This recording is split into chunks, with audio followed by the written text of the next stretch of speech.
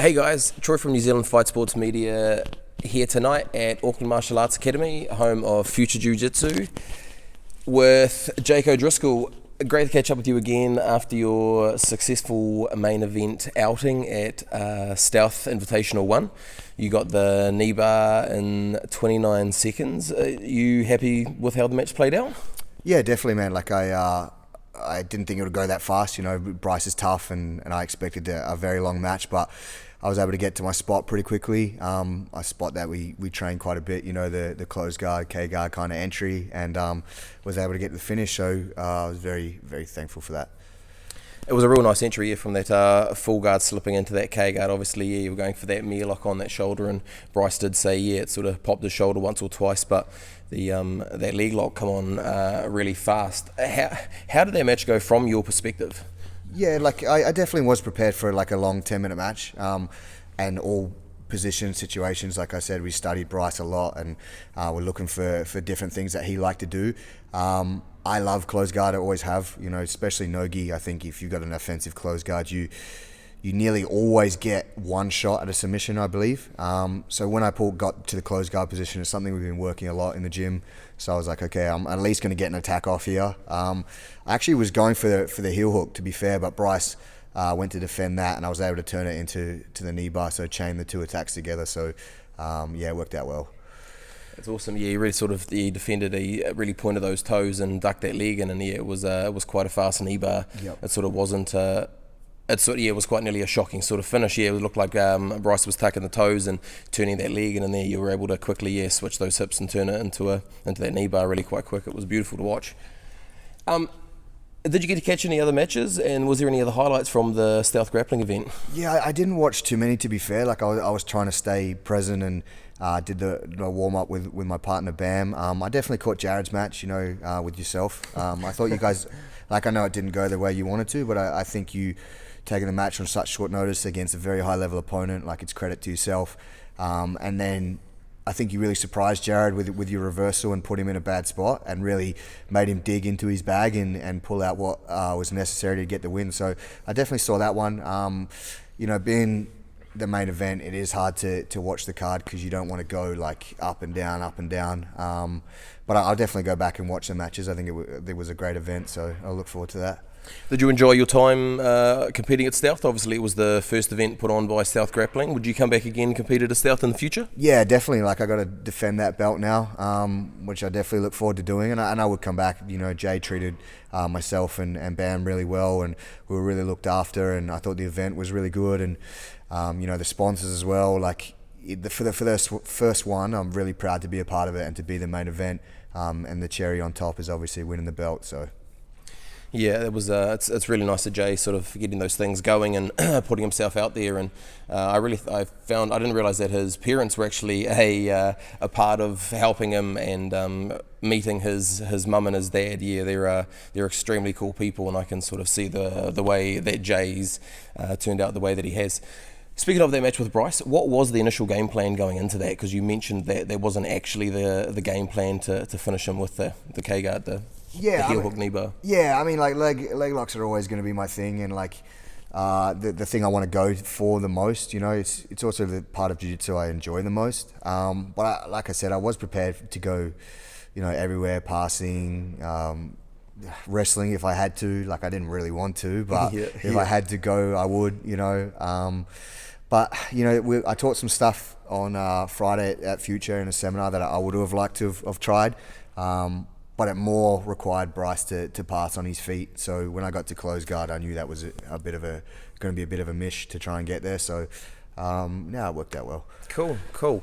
And speaking of, you're travelling with your partner Bam. She is 50 kilo brown belt, yep. And she is obviously always looking for a match. Yep. You guys are coming back for early December, yep. For Future Cup maybe. Yep.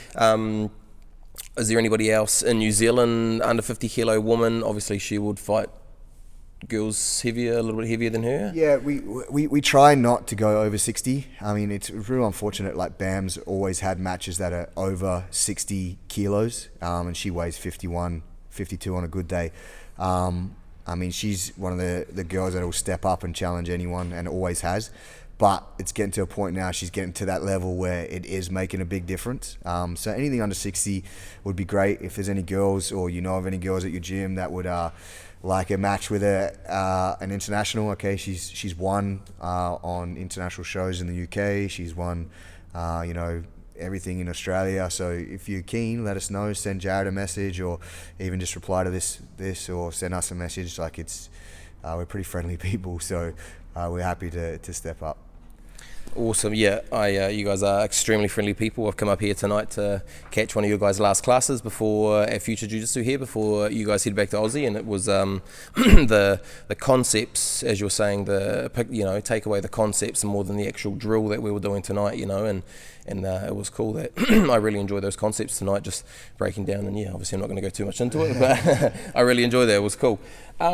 You've been here for a while, so you guys were at Hobbiton the other day. You've been cruising around. You're at a waterfall this morning. Have you enjoyed your time in New Zealand here? Yeah, I loved it. Like, the people are really nice. The country is beautiful. Like, we got to get out a little bit, and that was amazing. We've got a few days here, which has been good. Usually we're in and out and don't get to see too much, but we've been here for a few days, and we were just talking about it this morning. Like, experience-wise, is maybe one of the best we've ever had. We had a traditional ceremony that Jared arranged for us on Friday night. That was really touching, and again, it's only been a few days, but I still can't process it just yet. And then the match obviously was great, and then Hobbiton and the classes and the people here have been amazing. So it's been top notch. Awesome, mate. That's so good to hear. What is next for you? You mentioned you have got a super fight in Singapore coming up. Yeah, is that correct? Yeah, I'm in Singapore in November, just before trials. That's for another title, which will be nice. And then possibly Future Cup. I'd love to come back for that. And then maybe something early December. I can't say too much about on camera, but I'll tell you off camera, which is pretty exciting. If that goes through, that'll be the biggest match of my career. But yeah, it's dependent on the other person, and I'm the B side, so whatever they say goes. I just gotta wait and see. It's still in the works at the moment. Yeah, 100%. Yeah. Cool as. And you actually mentioned in your post-match speech that you would be keen to come back because you've actually got a group of boys back home that would be keen to rumble a few boys that are sitting on the sidelines yapping a little bit. Yeah, I'm not into that stuff, man. I never have been, and I'm very big into, as I've spoke to you before, about mental health, and I feel like helping people through jiu-jitsu is my pathway. So I'm not big on the shit talk, but I also won't just stand back and be bullied. But unfortunately, the guys in my gym, they don't like the shit talk and are willing to do something about it. So I definitely would bring a few of my boys back on my own dollar, as long as they put the training in, to show our jiu-jitsu, okay? But it's all talk at this point. So again, I'm not going to get back and forth into it. But if Jay or Jared are able to organise something, and that other side wants something, and then I've got some boys that are ready. Maybe a bit of a New Zealand versus Australia card and a Future Cup, or a stealth something? Like a quintet would be awesome, but I think I like a Essence quintet with some of the New Zealand boys would be amazing. But again, one of the reasons I wanted to verse Bryce or whatnot was how respectful he is and how respected he is, and I knew that I could come here and we could have we weren't friends before the match, but we had a great chat after and whatnot. And for me, that's super important. I don't need the bullshit, man. I'm too old for that. But I've got some young kids in the gym that love it, so you can hit them up.